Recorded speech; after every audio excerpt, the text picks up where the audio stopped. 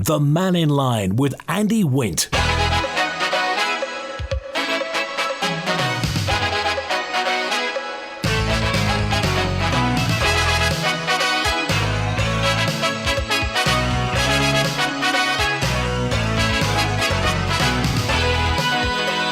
Fast am I, good afternoon, welcome to Mannin Line on Manx Radio. Today, it's all about FC Isle of Man.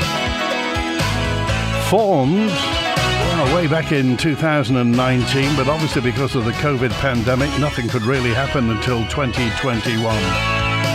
If you've been to see the Ravens, of course, they play at the Bowl in Douglas, the Burner Bowl. One promotion under their belt so far, so what's for the future? Today on Mannin Line, Gill Christian's here, Chair of FC Isle of Man, Director of Football, Lee Dixon, and also the man who commentates for Manx Radio on AM 1368, Rob Pritchard is here. First of all, to Gill Christian. Gill, just one question. If you'd known then what you know now, would you still have started FC Isle of Man? Yes, I think so. I think good days and bad days, but when it's good, it's fantastic. Well, you're a football fan, or football player as well. Former football player, big football fan, mum of two boys. So when you see the Burner Bowl packed, there's nothing better. So yeah, for everything, it's worth it. So what was the vision for FC Isle of Man, Gill?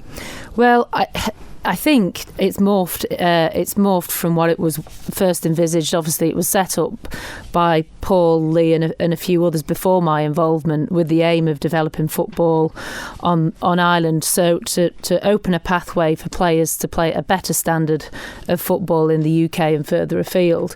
But it's morphed into something a lot more than that. And I think the community angle to what FC Isle of Man has become, always a community club, has just been phenomenal. So focus is still on football development, but it's become something much bigger. I mean, that's, as you say, it's got deep roots. I think it was started, they were talking for it over 12 years ago, serious really, in 2018. Lee, at what point did you get involved with FC Isle of Man? I was pretty much there at the very start. It all come from not a great situation, really. We got knocked out of the County Cup with the Football Association's team.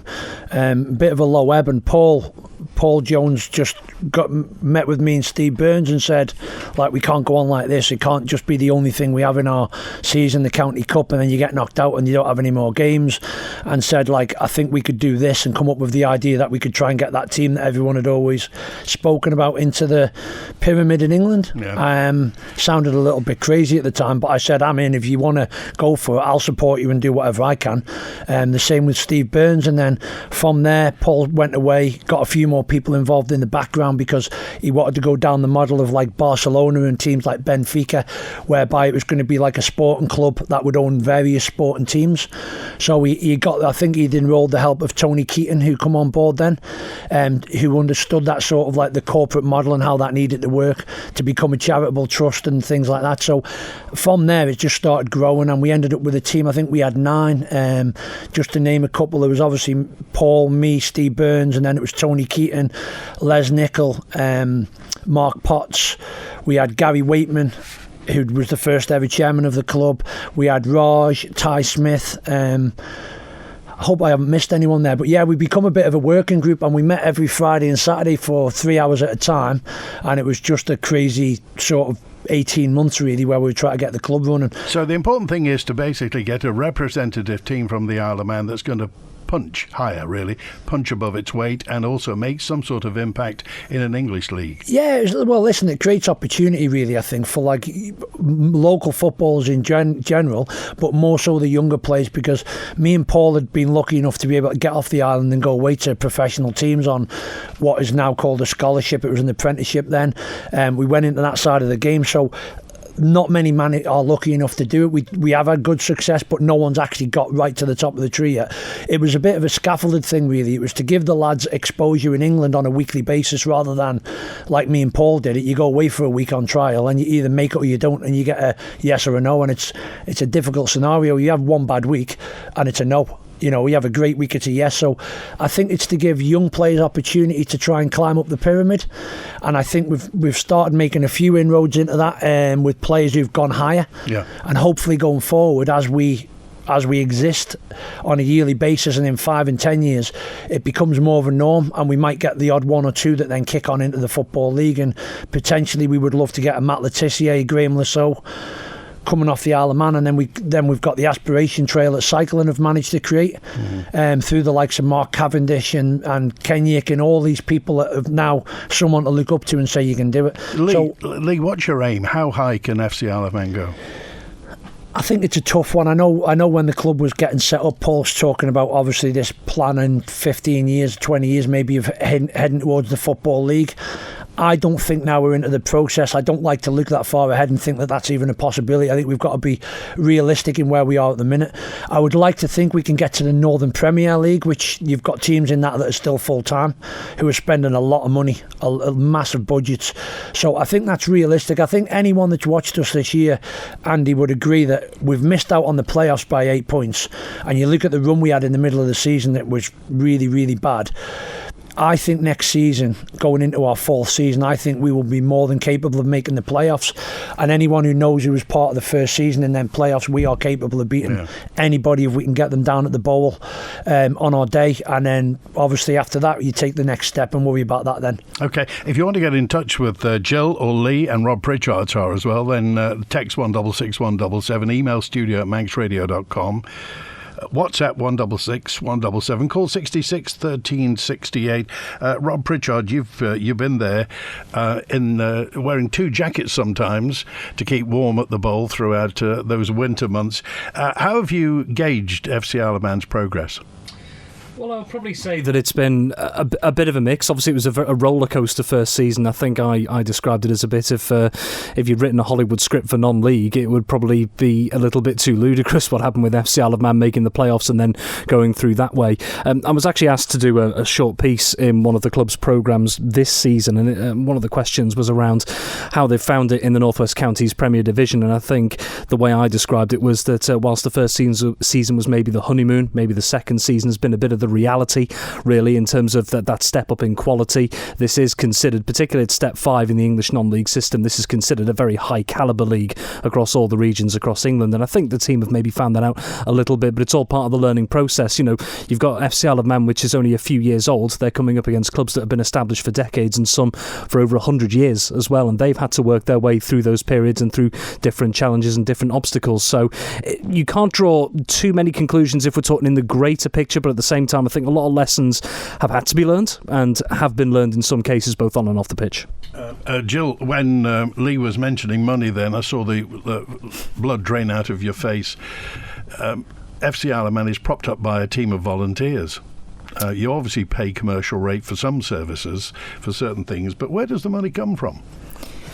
I think the finances have been a key concern throughout, and unfortunately, as with everything, with success come supporters, and with supporters come finances. So we need that success to feed in. On the finances, we're really fortunate. We've had some excellent sponsors. We've had the support of Manx Telecom for 4 years, sort of from the outset. They've just announced that support has come to an end, but that support was invaluable at a really critical time. We've got 2 or 3 other key sponsors, obviously IFGL.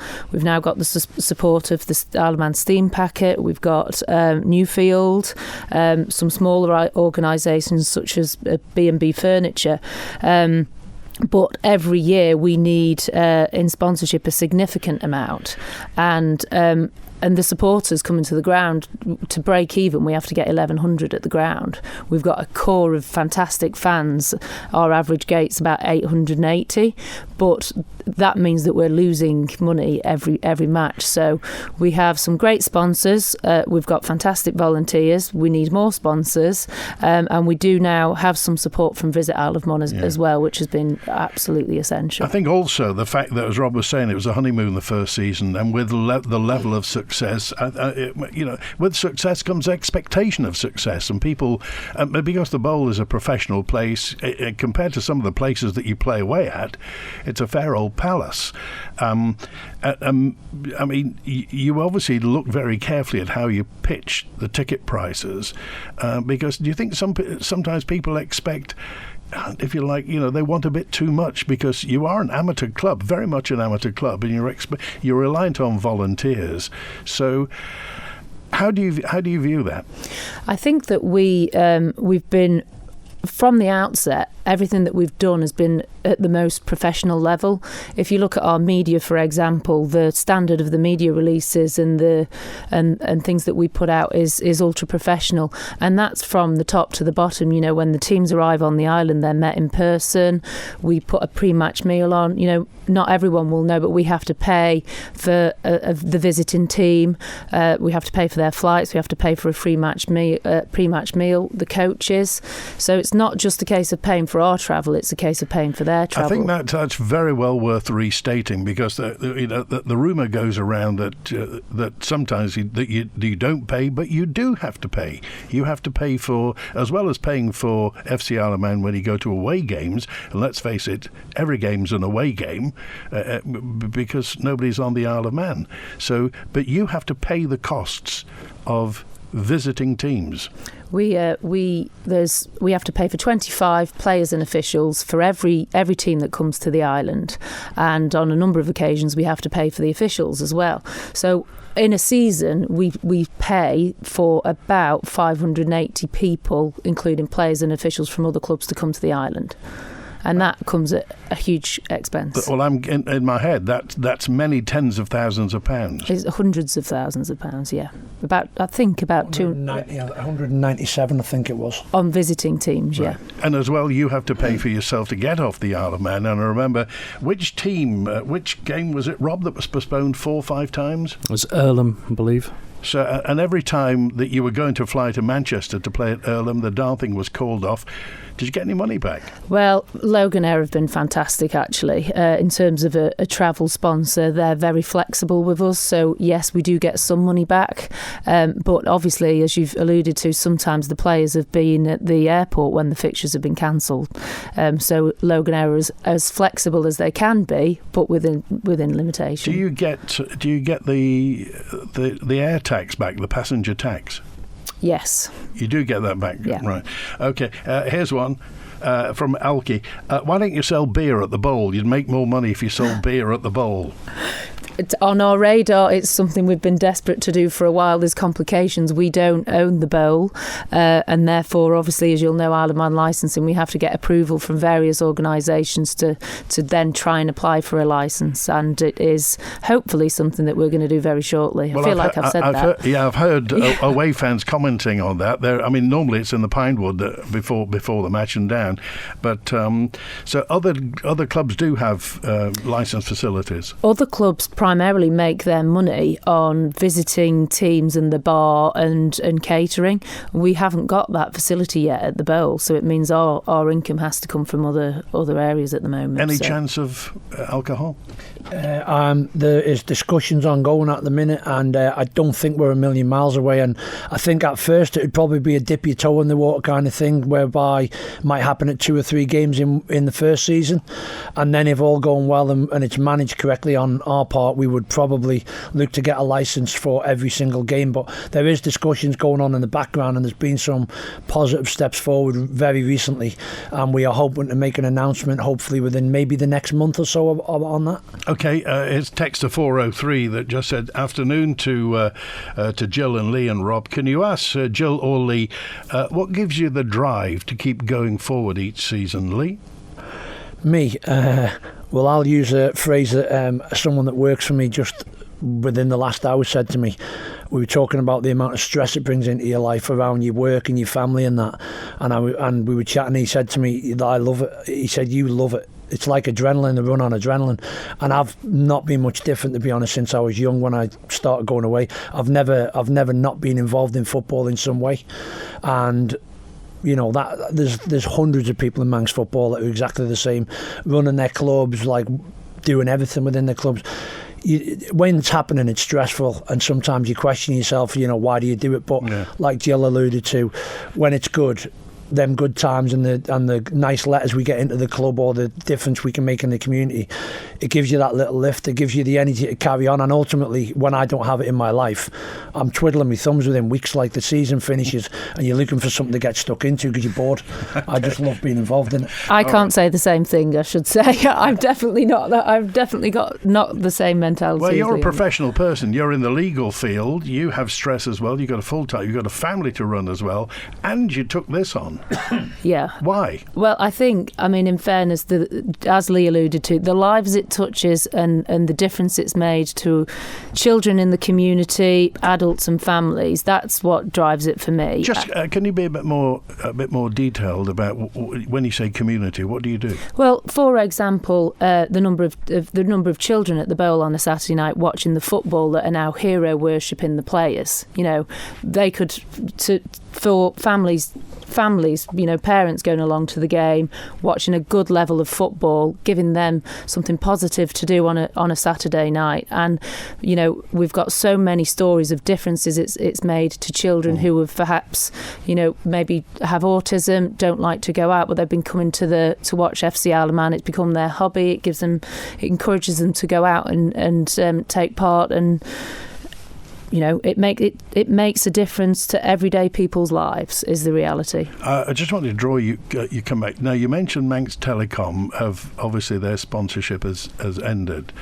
So let's cut to the chase. Are you looking for sponsors? Yes. Yeah, we've got quite a big hole to fill on that. We are very fortunate with some good sponsors. IFGL have come in. They're contributing a significant amount financially and sort of support. But we've lost our what was our main sponsor. So interestingly, also, a colleague of mine supports a team in the low. I think he's in Division 2. They don't issue a programme. They've come to the conclusion that they couldn't. But the FC Isle of Man programme is a bit of a collector's item now. It's absolutely top-notch, printed to very high standards. Who puts that together? Our finance director, Russ, has a full-time member of staff that assists him with that. And then Russ is also assisted by some of our fantastic supporters who contribute pieces. So as you've said, it's very professional. Everything that the club does is very professional. And it's interesting. I'm trying to think. Rob, what are the people who go to all the grounds? What are they called? Groundhoppers. Groundhoppers. And the Bowl is getting groundhoppers, isn't it? It has indeed, particularly in the last 1 or 2 seasons where word's starting getting round about FC Isle of Man. Of course, it's different if you're one of these groundhoppers based in the northwest, like you see plenty of them are. It's of course a bigger financial and time commitment to come over to the island, but there have been the odd groundhopper heading to the Isle of Man over the last 1 or 2 seasons. Just let me add to that, Andy. We actually had 3 groups of Germans visit the Isle of Man this season, who's one supported Bayern Munich, one was Frankfurt, and I think the other one was Stuttgart, who just randomly come to the Isle of Man for the weekend just to watch the game. And we brought them up into the boardroom and they met Paul and got photos taken and things, but they all said they're definitely coming back next season. That's really random to get that many sort of people from that far afield that just come to the Isle of Man from Germany over the weekend to watch our game. Okay, and this cuts to the point as well, Gill Christian. Visitors to the Isle of Man and the amount of people that have been brought, technically, well, of course, by definition, it's off-season because it's the middle of November and December. How many people does FC Isle of Man bring to the Isle of Man? So we estimate about 3,500 visitors to the Isle of Man that come to watch our games. About 600 of those are visitors we pay for per our rule requirements, and then the rest are fans that come to watch the games. So I remember when, was it Bury, Rob? How many did they bring? Well, if we're talking this season, there was rumours of around 1,000 that had come over, but because of disruption to the game, because of the flight disruption for the Bury team, it got moved to the Sunday morning. I think there was quite a few Bury fans who then had to head home on the Sunday, but it was still in the region. Understand, there's no confirmed figure here, but around 650 to 700 were still in the ground. So you've got an enterprise, Jill, that brings that amount of people. How do you get on with Visit Isle of Man? Very well now. As I suggested earlier, they are now giving us good support, which has been incredibly helpful. That's financial support. There's also other support. For example, our now allegiance with the Steam Packet. They help. Steam Packet Holidays are helping visitors with their booking, which includes football tickets. So we really needed that. There was some desperate times a couple of years ago, and that support from Visit has been essential. Okay, Lee, I want to ask you straight, because Lee, you've been in the football game on the Isle of Man for a long time. He's older than he looks. Does FC Isle of Man take anything away from the game on the Isle of Man? Does it affect other teams? I suppose it depends who you speak to, really. To be honest, I'll tell you from my perspective. Are you creaming off the best talent? I think we've enhanced local football. I think we've made it better. At first, obviously, you had teams like Corinthians who lost probably most of their first team in the first season. I think if you look back now, and we're sort of 3 years into it, I would say if you look at the cup finals and the people that have won the trophies, I think it's been more spread out across Manx football. I think there's teams that never, or certainly weren't before we started competing for trophies and for league titles, who now are. And I think for them it's made it better. If you looked at, say, maybe a Corinthians who've lost their players, they're not winning what they were. But I think across the board it's made it miles more interesting. It's in a more of an even playing field, I would think. I think that everyone would have to agree with that. And so you'll have a lot of people who think it's been fantastic, and you'll have the people in the background, as you always get, saying they don't believe it has been great. What we've managed to do is we've managed to avoid having any conflict with kick-off times. And specifically, the Ravens kick off at 6 p.m. Yeah, in our constitution, we agreed with the FA at the start when we were trying to sell it to the member clubs and get this through, that we would never kick off where it coincided with local football, so that we weren't taking people away and out of the local game, spectators and stuff. That will continue. I think it works well both ways. I think it allows people to stay watching local football, but also then come down and follow the local team that are functioning in the pyramid over in England. And I think as time goes on, I would like to think everyone's views on that are softening, and they realise that there's a massive benefit in us doing that. Okay, you're director of football. Paul Jones is the manager. Okay, yeah. Here's one that's going to get you in trouble then. Gary G says, who's the best player you've worked with at FC Isle of Man? The best player. The best player I've worked with at FC Isle of Man? Yeah. It'd be really, really hard to come up with a player, because if I go back to the lads I worked with when I was part of the coaching team for the first 18 months, we had numerous ones. I mean, you can mention the golden oldies like Chris Bass Jr., Sean Quay. It goes on and on. Frank Jones, obviously he's getting older now and getting nearer the end of his career, still involved. But for different reasons, you could pick many, many players. We've got young lads coming through now who are outstanding in the level of football that we're playing at, that I think can really kick on. Charlie Higgins has been one of them. I think the fans in the last 10 to 12 games have seen him starting to really grow and starting to see how much talent he's actually got. So I wouldn't like to pin it down to one, but we've certainly had, there's probably been 5 or 6 that I've liked working with. Okay, Rob Pritchard, who's impressed you? This season or in general? Both, really, overall and this season. Well, in general, if you're looking over the last couple of seasons, I mean, it's not just looking at the likes of goals and assists, but you look at appearances as well, in and around, say, injuries and suspensions, etc. And the two that really stand out in that sense will be Sean Doyle, who, let's not forget, at the start of last season, spent quite a few months out with quite a nasty knee injury. He's now back in and playing as well and still scoring goals at this level. The other that has really stood out to me over the last couple of years is Alex Maitland, the centre-back, and I think it speaks for itself, just that, obviously from the very first season when Chris Bass Senior was in charge, right through now with Paul Jones at the helm as well, he has remained a constant within that side. When Jill was talking about the impact that the players have on youngsters, you see it week in, week out. The young boys, young girls love interacting with the players, don't they?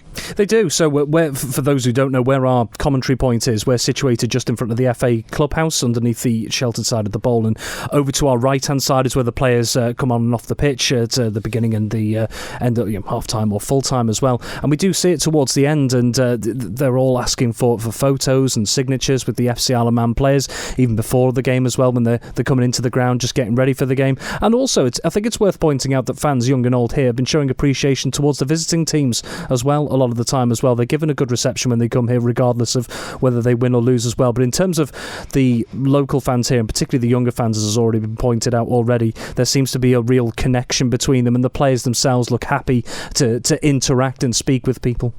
And also, who's the guy with the banner that says conspiracy? Does anybody know? Who's in charge of that? No, it'll be one of the 12th man, I think, isn't it? Is. Is it possibly Ray McMullins, is it? Or Dave McMullins, one of them? It could be one of the McMullins, but we've got the conspiracy are a real core group of, even on an away game, sometimes you're getting 50, 60 travelling fans from the island, and they're a close-knit group of friends, and, that support for the club and for each other, phenomenal. Okay, right, we got Ken. Hi, Ken. Good afternoon to you. Having played for Morecambe Reserves as an amateur with semi-professionals, and Wyndenshaw, who got both their teams promoted, I presume one of them is definitely semi-professional.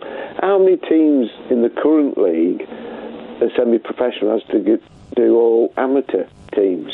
And I'm just waking, if the Isle of Man team got promoted, how would they be fair in the higher division?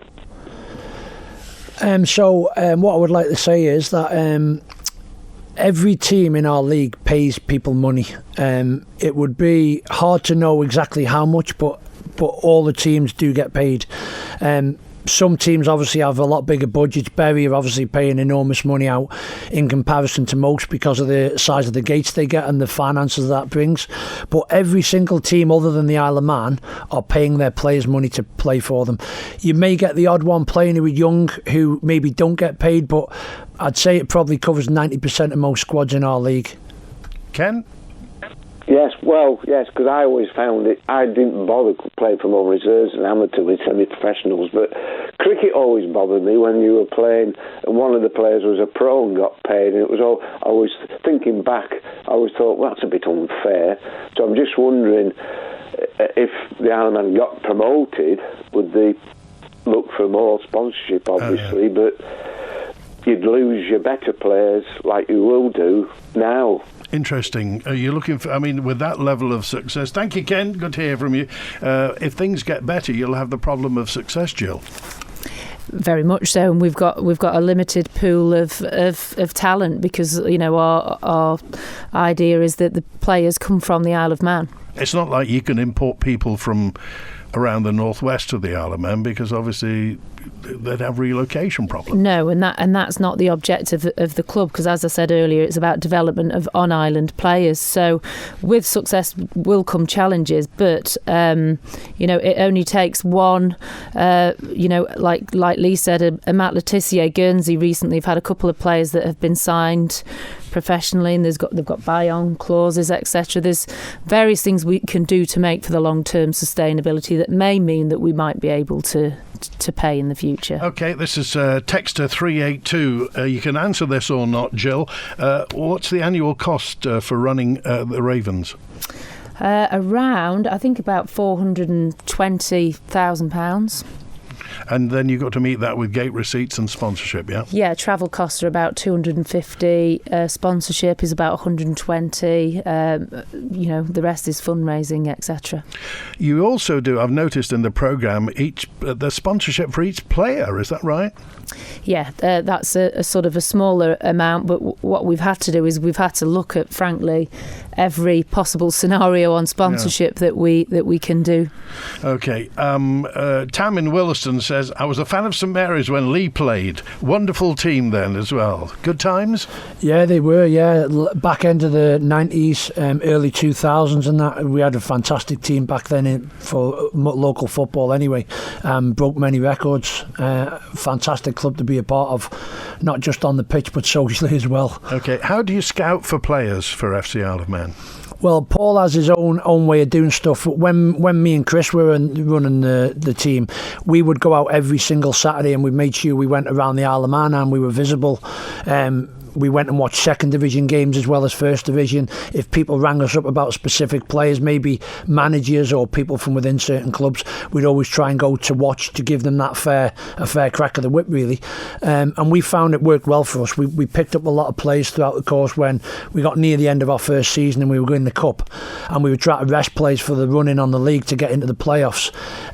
We started using a younger group of players, and probably 95% of them had lads who had been out and watched and we knew a little bit about from a Saturday afternoon.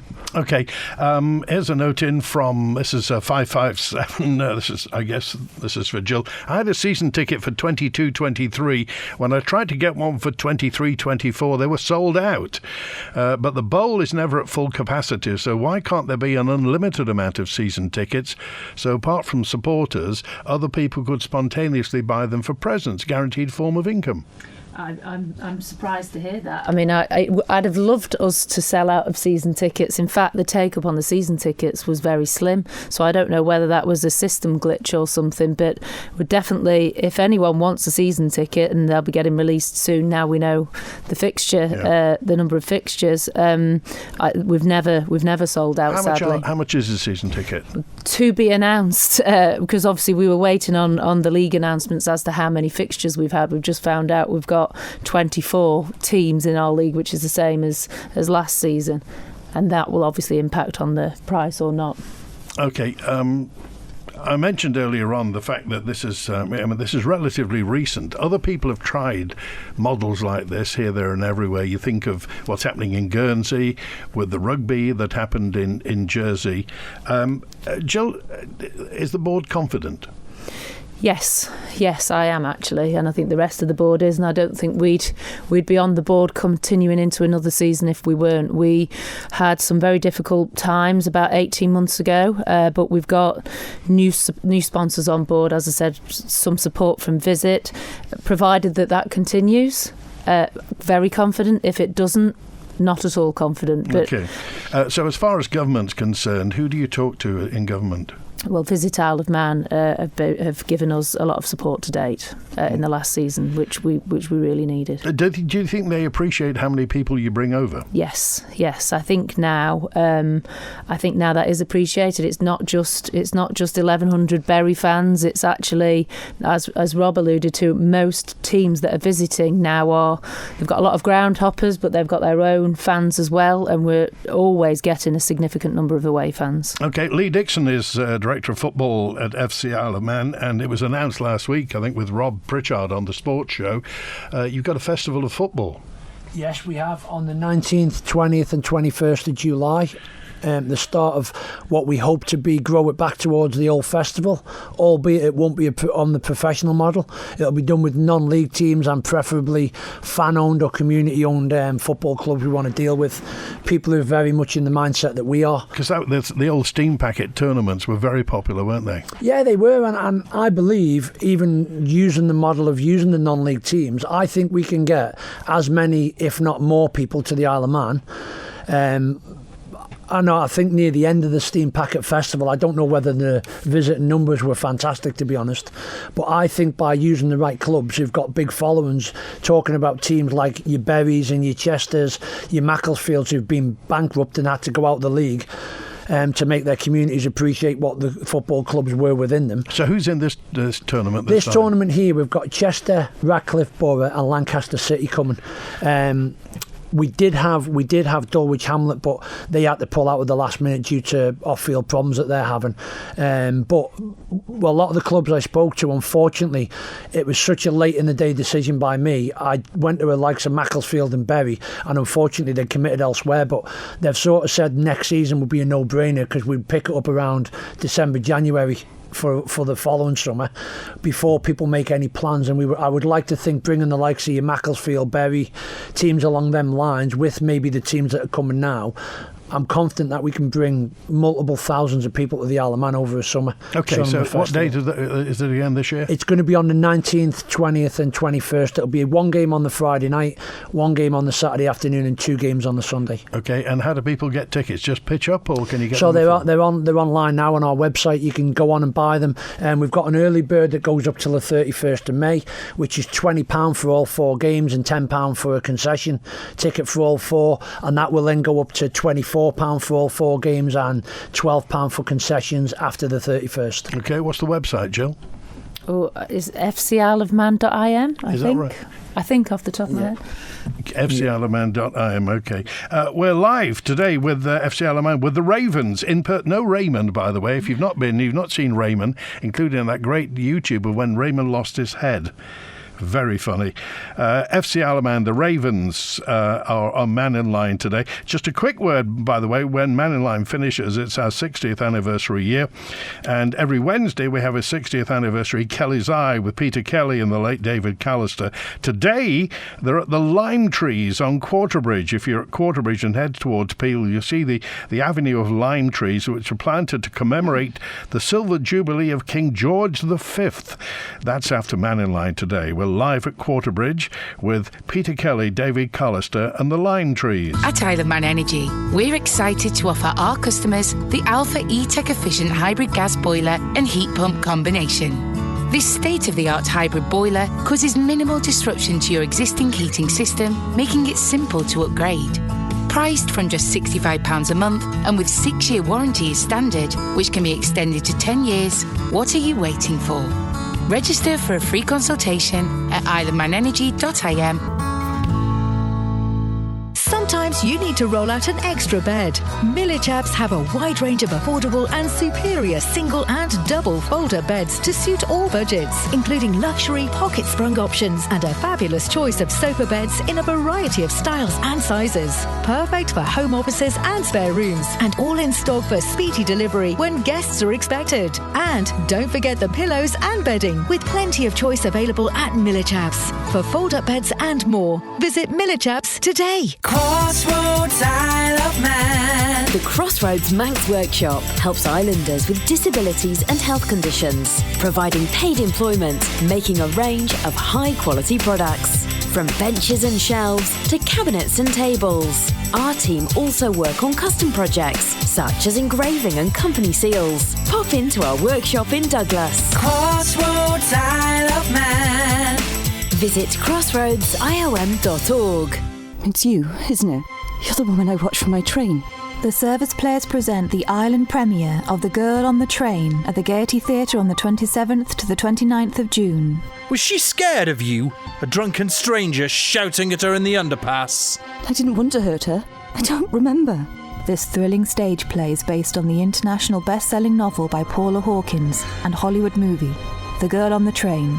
Go to villagaiety.com for tickets. Supported by Manx Radio. Get ready for your chance to win this bank holiday weekend here on Manx Radio. We've teamed up with Waltons to give you the chance to win a £300 voucher to spend in store. From first thing Saturday, just go to the Manx Radio Facebook page and identify the famous TV show. Then listen out for the window of opportunity across the bank holiday weekend and text your name and answer to 166 177. We'll do the big prize draw on Tuesday afternoon with Alex. And also check out Walton's huge offers in store this Friday, Saturday and Bank Holiday Monday. You can also find them on Facebook or at waltons.im. Make this your winning weekend with Waltons and your nation station, Manx Radio.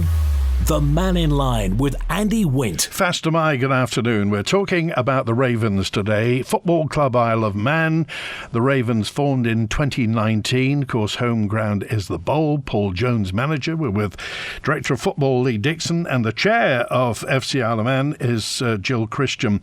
I just want to hammer this down, Gill, because you seem to be intimating then that FC Isle of Man, and obviously nobody's getting paid. I mean, there are certain things you pay for, physio and things like that.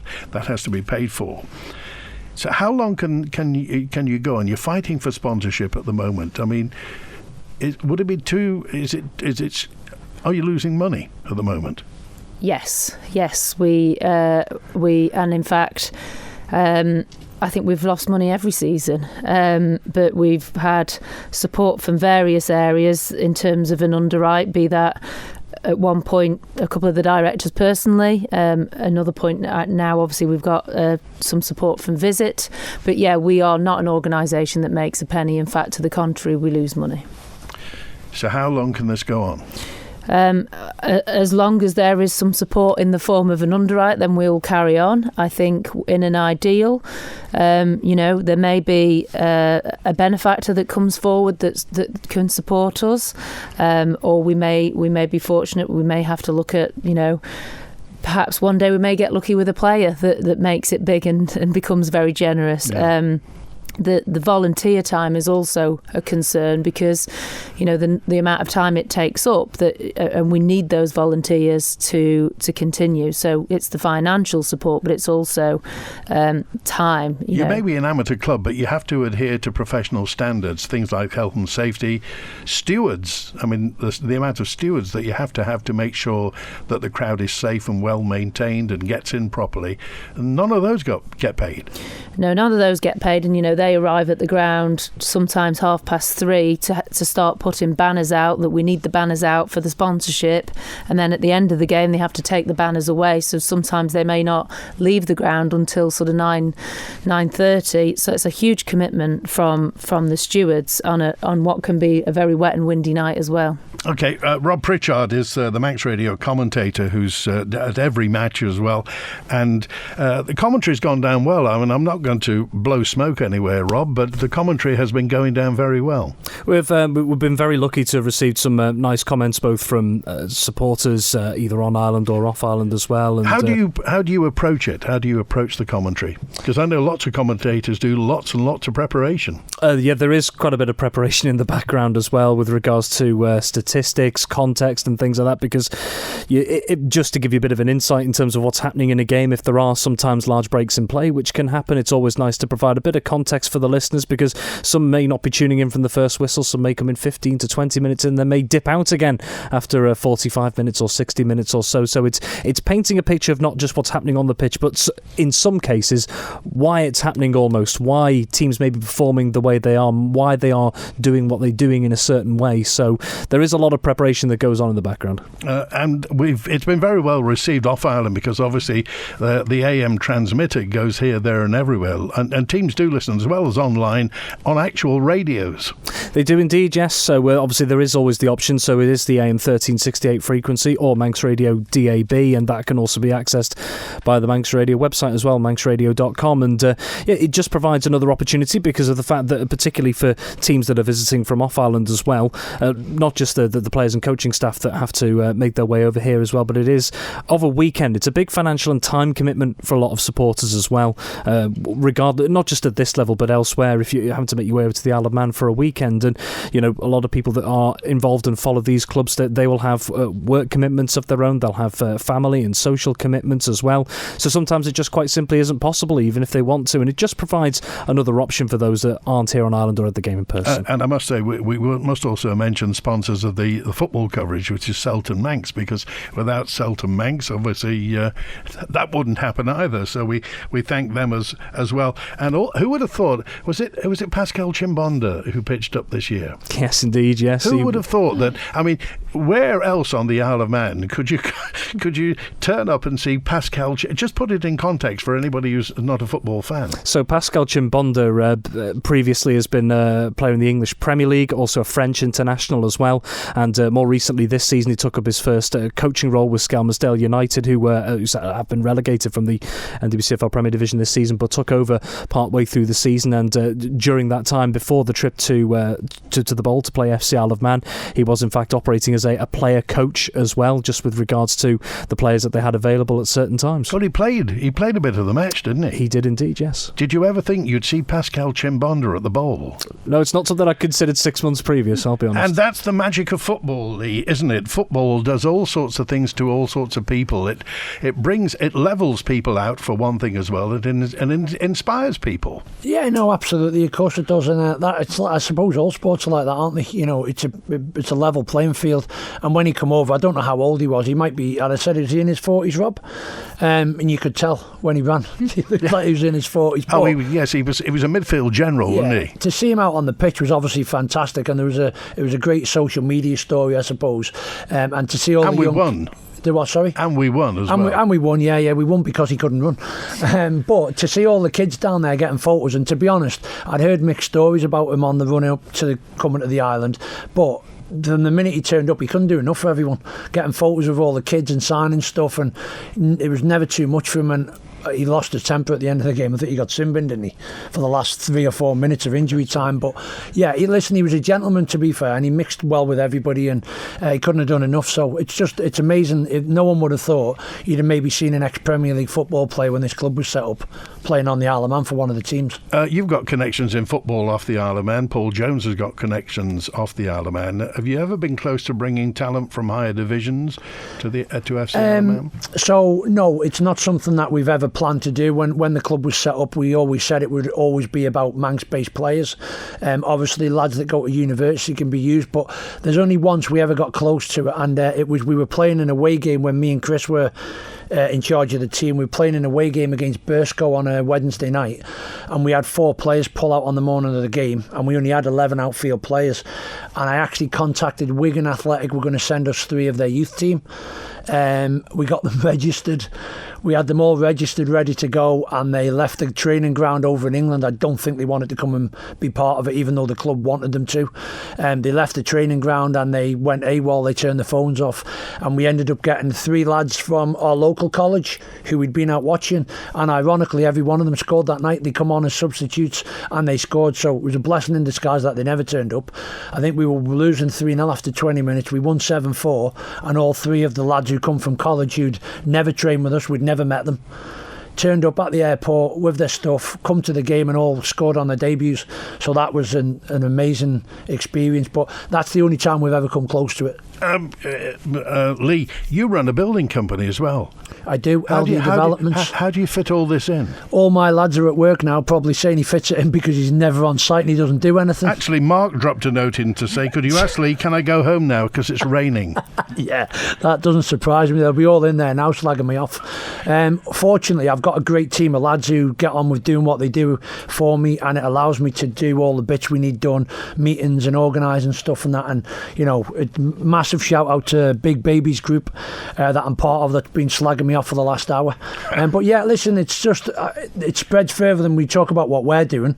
But for instance, the lads that work in my company suffer because I'm not there all the time, but they just go about their business. They know ultimately that it's helping the club. Mark's son Dean is Dean Pennington, who plays for us. He's just been to Bury, so he understands the buy-in, and if he whinged he wouldn't get paid. So I wanted to talk about that, Jill. Finally, we're just about out of time. The amount of commitment that the players put in to play as many games as they do during the season, sometimes going away, travelling. There was a time when they were away for quite a period of time earlier on this year. Just talk about a bit of the commitment of the players. Yeah, I think the commitment the players give and the players' families is unreal. It's not just the game days. You know, on a Saturday, if we're away, they might be getting up at 5 o'clock in the morning to get to the airport for 7 for a 7 o'clock flight, and the midweek fixtures as well, where they might have to leave work early, then they're making up time. But it's also the training. Aside from the training, it's the sort of hero worshipping of the kids that they have to give time to, and the extra work that they do in the community, visiting schools. Those are sort of an incredible bunch of ambassadors, and I think we're really fortunate that they have invested time into the club when they're not being paid. Okay. And yet they know almost every other player they play against is, so it's fantastic. All right, no time wasters, by the way. If anybody is interested in supporting FC Isle of Man, the website is fcisleofman.im, and any phone number anybody can call you, Jill? Well, I'm definitely not going to give my phone number for the reason that they said, but my email address is chair at I'm just double checking it, chair at fcisleofman.im. Okay. Thanks for being with us today. Thank you, Lee. Good to see you today. Thanks very much, Andy. All right, appreciate it. Thanks to Rob Pritchard. Forward with the Ravens. WINT. 60 years serving you as the nation station. This is Manx Radio. Kelly's Eye, brought to you by Ellis Brown Architects. Peter, at one of the busiest junctions in the Isle of Man, what's Kelly's Eye looking at today? We're down at the Quarter Bridge and a pair of gate pillars going into Portashee Meadow, and down beside the left-hand one is a plaque which we're looking at, and it says, "This line of trees was planted to commemorate the Silver Jubilee of His Majesty King George V, 1935. Yes, that's what it says, but it isn't necessarily spot on and accurate for the time they were planted. Now, John Haig, the nurseryman who used to broadcast a lot on Manx Radio, told me, I'm sure, at one time that he planted these trees, or was part of the planting team, in 1935, but you have a different view on that. Well, as far as I know, they were planted by the children of Braddon. I mean, it wouldn't be every child because there's not that many trees. They're lime trees, by the way. They are. And it's interesting that they were planted sufficiently far back that despite road widening and all the rest of it, they're still here. I seem to recall the late Peter Drinkwater saying that he was one of the Braddon children. He unlikely to have been at Braddon School, but one of the Braddon children who planted the tree, and I think his mother had kept a programme of the day. But what goes through my mind is that they decided to plant these to commemorate the Jubilee, but they waited until the spring to plant them, by which time the king had died. That's right. Now, do you know about the camels? I don't.